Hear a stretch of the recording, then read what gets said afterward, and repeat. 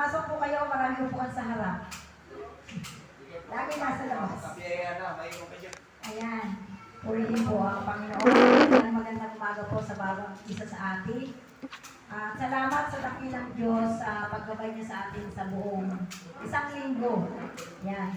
Marami pa rin mga pagsubok, pero sabi nga, dahil sa pagsubok na yan, lalo tayo kumapit sa Panginoon kasi may tinutulong siya sa atin at lalo tayo pinatatagad ng aming Panginoon. Amen. Praise God.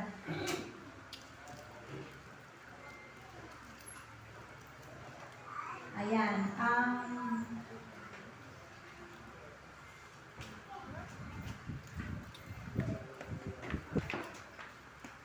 Ang ating pong text sa umagang ito ay matatagpuan po natin sa awit 119, 1-8. At sabi ko nga naman at dapat may mga Bible tayo at basahin po natin. Kung natagpuan na po natin, nandun naman, tayo pong lahat ay tumayo. Hindi po natin ang presensya. Patuloy na maunawaan natin ang kanyang salita. Sabi po sa awit 119, 1-8, mapalad ang mga taong malinis ang pamumuhay, kautusan ni Yahweh ang sinusunod araw-araw. Mapalad ang sumusunod sa kanyang patakaran, buong pusong naghahanap sa kanyang kalooban. Ang gawain ay matuwid, namumuhay silang ganap. Sa kanyang kalooban ay doon sila lumalakad. Ibinigay mo nga sa amin ang iyong mga utos, upang buong pagsisikap na ito'y aming masunod. Gayon ako umaasang magiging tapat, susundin ang iyong utos, susundin ang buong ingat. Kahihiyan ay hindi ko matitikman kailanman, kung ako ay susunod ng tapat sa iyong kautusan. Ang matuwid mong tuntunin, habang aking tinatarok, buong puso pupurihin kitang lubos. Ang lahat ng iyong utos ay sisikapin kong sundin. Huwag mo akong iiwanan, huwag mo akong ilisanan.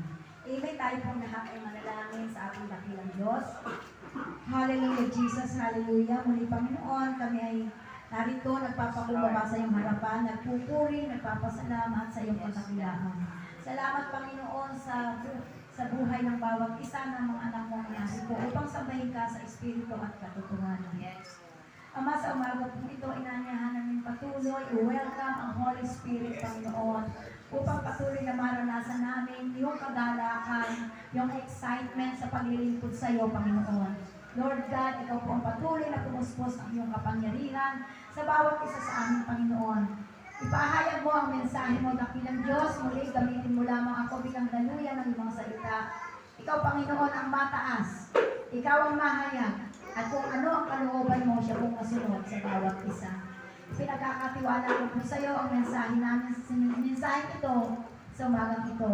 Ang bawat isa sa aming Panginoon. Holy Spirit, welcome, Lord, at gabayan mo kami. Samahan mo po kami. Puspusin mo po kami sa umagang ito. Sa iyo po ang lahat ng papuri sa pangalan po ng Jesus. Amen. Amen. Pwede na po tayo po. Ayan.